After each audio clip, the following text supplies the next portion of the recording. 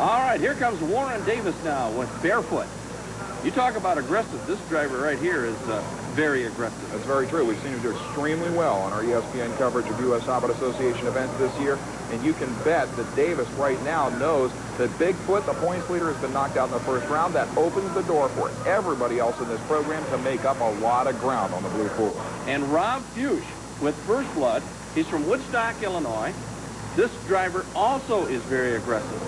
He proved that in qualifying. Like I said before, named 1989 Rookie of the Year in Monster Truck Competition in U.S. Hobbit Association Racing. And it's important to remember also, Jerry, you know this better than anybody, that Rob Fuchs built that truck himself. That's not a store-bought piece. Ford against Chevrolet, so we've got an interesting battle right there.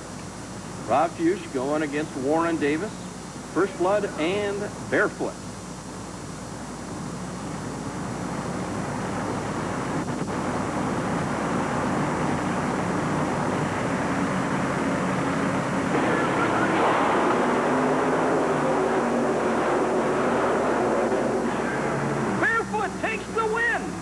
Brakes hard. I cannot believe on a course this short that Barefoot could come from behind to win. The First Blood Ford driver, Rob Fuchs, left the starting line first. Even at this point, he's behind. Now look at that. By about a foot and a half at the finish line, Barefoot comes around after such a huge starting line deficit. Here's Warren Davis. He leaves the starting line second, gets a lot of air after that aggressive launch. He lands right at the finish line, and at that point literally was sailing through the air faster than the Ford driver, Jerry. Unbelievable. Yeah, a great race between these two monster trucks. I just can't believe we saw somebody come from behind on a course this short. That just goes to show you the monster trucks on the U.S. Hobbit Association Tour will put on a show no matter what the circumstances. So that means that the next round it'll be the four-wheel crazy of Rob Morris against Weapon One, a Ford versus Chevy match, and Chevy versus Chevy with Excalibur and Barefoot in a points battle. And I'll tell you what, this war is going to get pretty serious. And I'll tell you, right now it almost looks like each one of these drivers is about dead even in this matchup, Jerry.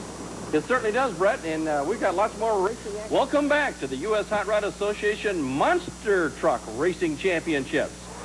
Semi-final round, Bret.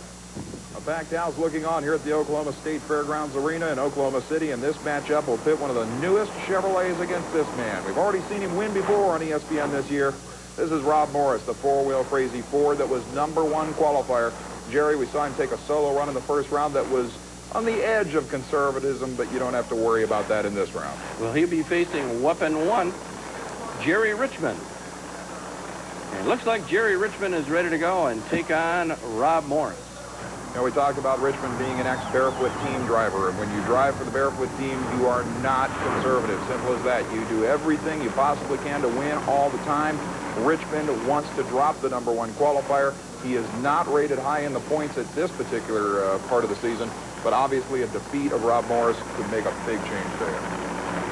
This ought to be a good one. The winner of this one now will go into the final round. Both drivers making sure that they're lined up just right. Richmond eases it to the line. Looks like we're about ready to go.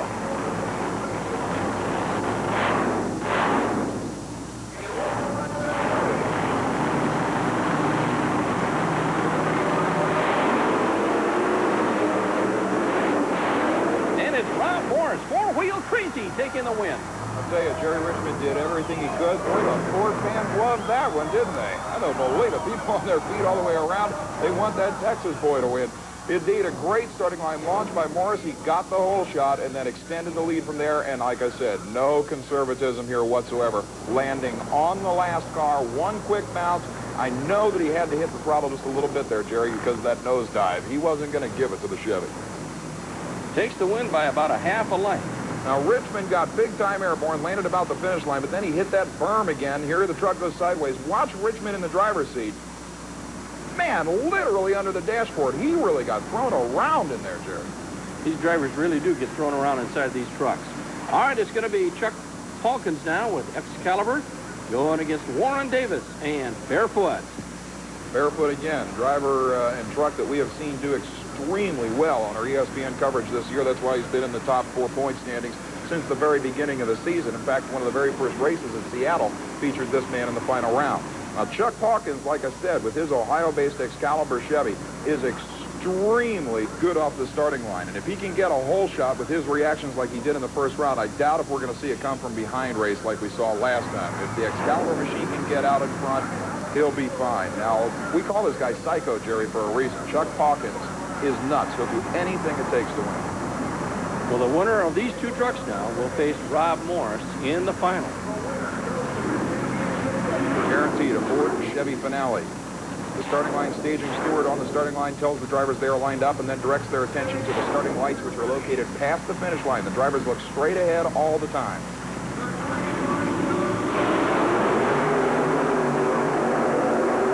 Hawkins takes it with an easy run. And again, it was all on reactions off the starting line. Now, you see Hawkins leave the starting line with a huge hole shot. It didn't matter what Warren Davis did. With starting line reactions like that, you're never going to get around that driver.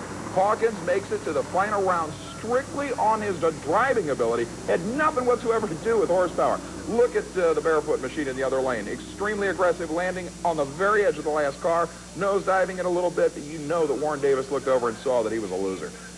So that means that it will be a Ford and Chevrolet final round again, Jerry. It seems like it always works out, brand versus brand. Certainly does. Four-wheel crazy and Excalibur. And the finals of the monster trucks coming up, and that's going to be a dandy.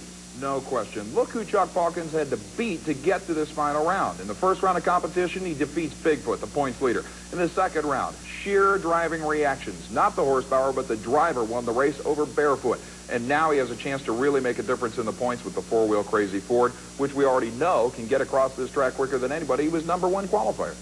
Well, these trucks, no doubt, have proven themselves as champions. Look who they've had a race against tonight. It's been pretty incredible. We still have, of course, the Grand Slam shootout for the 4 quickest mud racing vehicles, led by a 1.91 second track record by hometown hero Larry Jarrett. That will be about. Don't you dare leave us. We'll be right back.